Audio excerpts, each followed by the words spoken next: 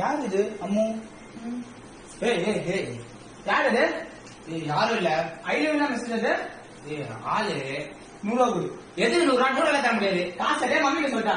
Mummy ஏய் ஏய் அப்பா தேங்க்யூ. கால் வலிக்குதே. பயாஸ் சொல் ப்ரோ. கால் அனுப்பிடு. ஏய் கால் அனுப்பிடா. எப்படி தெரியுது நான் பார்த்தா? ஓ கால் அனுப்பிடே லவ் மேட் ஓபன் பண்ணிட்டா. அப்புறம்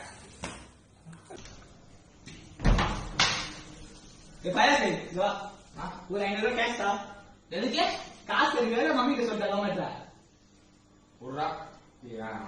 உர்றான்னு அவளே போடான்னு சொல்லிட்டு போயிட்டா. உனக்கு நான் காசு தருவேன்.